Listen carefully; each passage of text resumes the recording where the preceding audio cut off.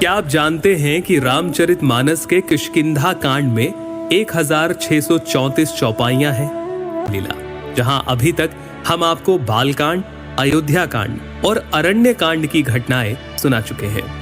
आज हम बात करेंगे किष्किंधा कांड की, जहां ऋषिमुख पर्वत के निकट हनुमान जी की भेंट होती है उनके प्रभु श्री राम से। हे स्वामी, मेरी वानरी बुद्धि, इससे मैं आपको पहचान न सका।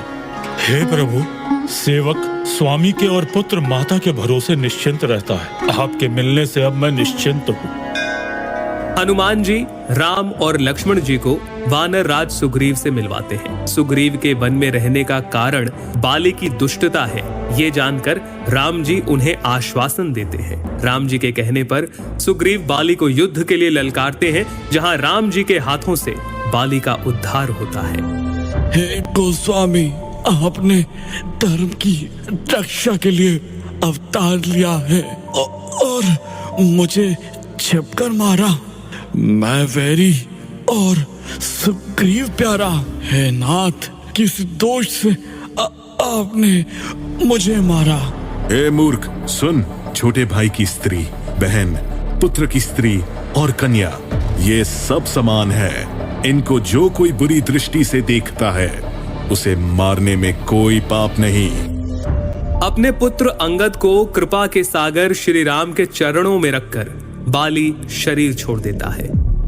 किष्किंधा का राज संभालने के बाद भी जब सुग्रीव राम जी की सहायता नहीं करता, तब लक्ष्मण जी के क्रोध से उसकी बुद्धि सही मार्ग पर आती है और वो वानरों की अलग अलग टोलियों को माता सीता की खोज के लिए भेजता है।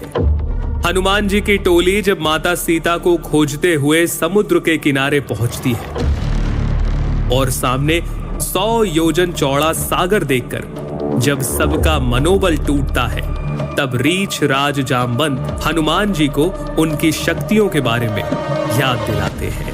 हे हनुमान, सुनो, तुमने ये चुप्पी क्यों साध रखी है? तुम पवन के पुत्र हो और बल में पवन के समान हो। जगत में ऐसा कौन सा काम है जो तुमसे नहीं हो सकता? कहि रीछ पति सुनु हनुमाना, कहि रीछ पति सुनु हनुमाना, का चुप साधि रहे हो बलवाना। पवन तनय बल पवन समाना, बुद्धि विवेक विज्ञान निधाना। इसके बाद श्री राम का नाम लेकर हनुमान जी अपना आकार पर्वत के समान कर लेते हैं और इस तरह से किष्किंधा कांड संपूर्ण होता है। आगे हम जानेंगे सुंदर कांड के बारे में, लेकिन तब तक के लिए बने